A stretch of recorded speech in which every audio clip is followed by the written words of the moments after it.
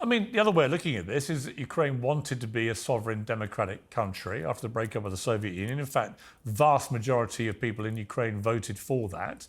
And that this was the complete antithesis of how Putin saw the lay of the land. And he thought, no, I'm not having that. I'm going to go and grab Crimea, then I'll grab a lot of Ukraine, try it in Georgia. I mean, at what point does he do this stuff where even someone who's trying to be fair-minded about his intentions, like yourself, might think, I wonder if I'm right, and maybe he is just a pathological liar and a homicidal maniac? Piers, the real screw-up by the U.S. was not just pushing NATO, but playing real games and participating in the overthrow of Yanukovych in February 2014.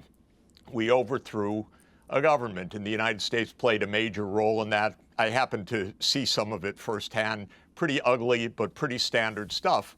This is what the U.S. does. When it doesn't like a government or a government standing in the way, it stirs things up. It puts in a lot of money. It funds unrest. It stokes unrest. And it did that in February 2014. That was really the huge mistake. That was a gambit, a typical so-called covert, but not very covert U.S. regime change operation.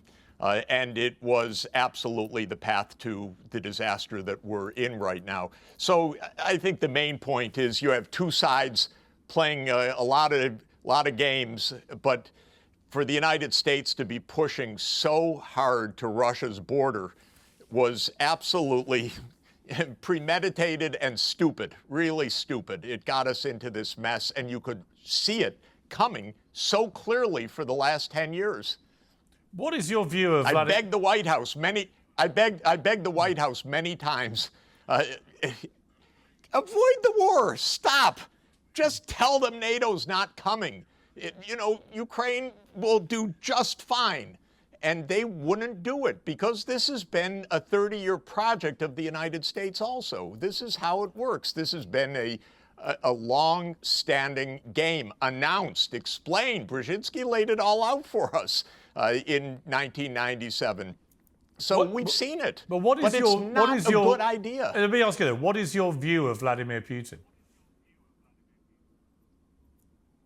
Well, I think he's very smart, very tough, and I think he says what he means. In 2007, he said, don't do this at the Munich Security Conference, famously. He said, all right, you went violating what I know to be true, by the way, which was not an inch eastward for NATO, promised by James Baker III and by Hans-Dietrich Genscher to Gorbachev in 1990. I know that's for sure the case.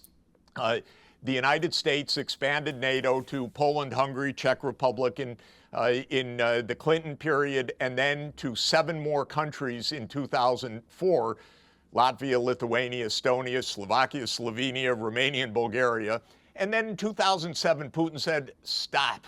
All right, stop. No more, not to Ukraine.